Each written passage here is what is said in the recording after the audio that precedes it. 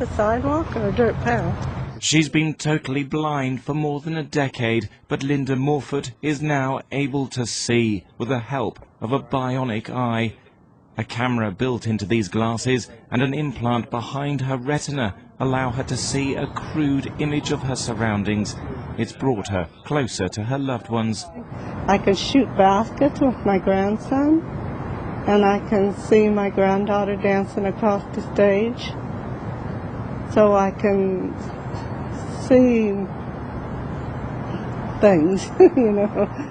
The Argos implant was invented by the Doheny Eye Institute in Los Angeles and the company Second Sight. The camera captures images and converts them into an electrical signal, which is then transmitted wirelessly to an implant behind the retina. The electrodes in the implant unscramble the signal to create a crude black and white image, which is then relayed along the optic nerve to the brain. This really shows how quickly the technology is marching on. This was the prototype just 6 years ago, 4 electrodes giving the most basic of images.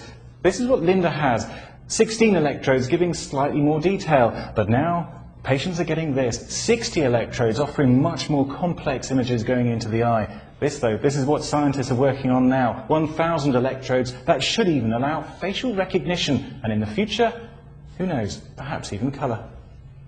Sky News has learnt that a higher resolution version of Linda's device was last week fitted to 2 British patients. Their identities have been protected while surgeons at London's Moorfields Hospital monitor their progress. They were assisted by the American pioneers.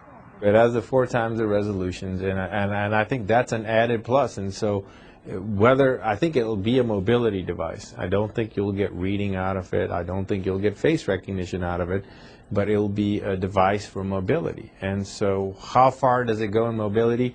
Does somebody need to use a cane with it? Can somebody use it without a cane? These are all questions that are very interesting that we're waiting to answer. In the Californian lab, the doctors have also miniaturized the technology. These little arms hold it inside the eye. This camera is small enough to fit inside the eyeball and could be implanted within 3 to 5 years. The bionic eye was once science fiction, but it's fast becoming reality, giving new hope to blind people.